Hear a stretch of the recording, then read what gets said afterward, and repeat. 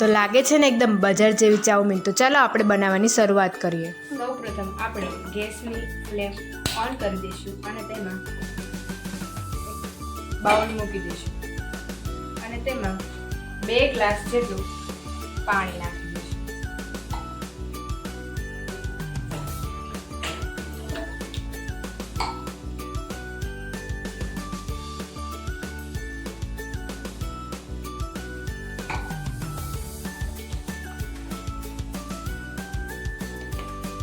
તેમાં સ્વાદ અનુસાર મીઠું નાખી દઈશું.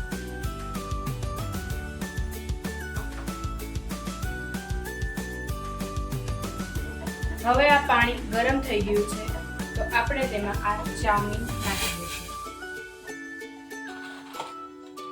આ ચાઉમીન અમે બજારમાંથી મળી છે, તમને પણ ત્યાંથી મળી શકે છે.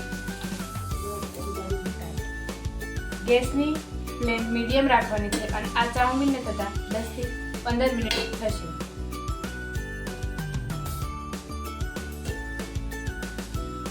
આપણી ચાઉમીન બફાઈ ગઈ છે તો આપણે આમાંથી પાણી કાઢી લઈશું અને તેને ઠંડા પાણીમાં ઉમેરી દઈશું. આપણે આ એક ડુંગળી લઈ લીધી છે, તેને આપણે સમારી દઈશું.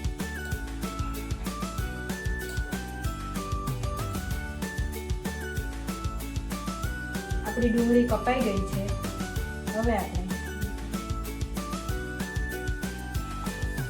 હવે આપણે એક કેપ્સિકમને પણ કટ કરી દઈશું. હવે આપણે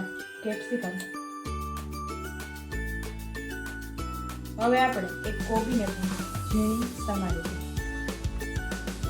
કોબીને આપણે આ રીતે ઝીણી મોરી લેવાની છે.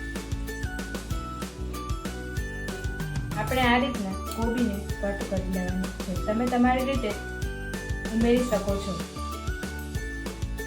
આવી રીતના તમે તમારી રીતે વેજીટેબલ કટ કરીને રાખી શકો છો. તમે તમારી રીતે બીજા વેજીટેબલ પણ ઉમેરી શકો છો. હવે આપણે ગેસની ફ્લેમ ઓન કરીશું અને તેમાં એક તવાઈ મૂકીશું અને તેમાં 1 ટેબલસ્પૂન જેટલું તેલ નાખીશું અને તેમાં એક ઝીણું મરચાં નાખી દઈશું.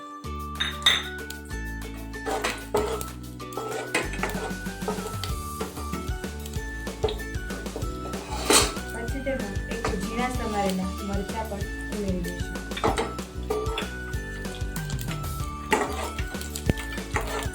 અને સારી રીતે સાતળવા બાદ તેમાં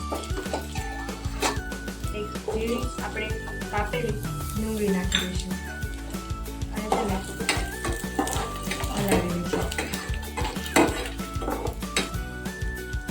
આપણી ડુંગળી આવી રીતે સતળાઈ ગઈ છે તો તેમાં આપણે કાપેલા કેપ્સિકમ નાખી દઈશું અને આને સારી રીતે સાતળવાના છે. કેપ્સિકમને આપણે બહુ સાતળવાના નથી. પછી તેમાં આપણે એક કોબી નાખી દઈશું.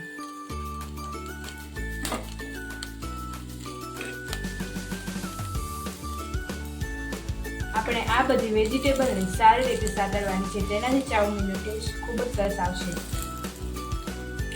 આ બધી વેજીટેબલ સારી રીતે સતળાઈ ગઈ છે. પછી તેમાં આપણે 1 ચમચી જેટલો કેચઅપ નાખી દઈશું અને પછી તેમાં 1 ચમચી જેટલો સોયા સોસ પણ ઉમેરી દઈશું.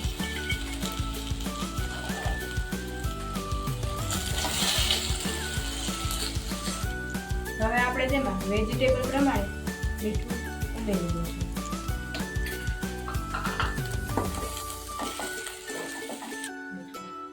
હવે તેમાં અડધી ચમચી જેટલું મરચું ઉમેરી દઈશું અને તેને હલાવી દઈશું.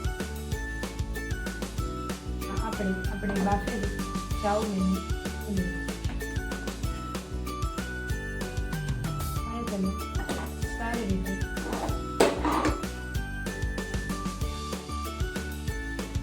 આપણે આવી રીતના ચાઉમીનને સારી રીતના હલાવી નાખી છે. હવે તેમાં આપણે ચાઉમીન મસાલો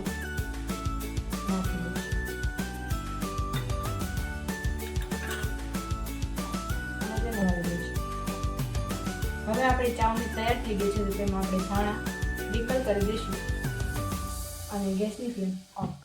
ચાલો, તો આપણી ચાઉમીન તૈયાર થઈ ગઈ છે તો હવે આપણે તેને સર્વ કરી દઈશું. હવે આપણી બજાર જેવી એકદમ બજાર જેવી ચાઉમીન તૈયાર છે. તમે પણ ઘરે બનાવો અને મારી ચેનલને સબસ્ક્રાઈબ કરો, લાઈક કરો.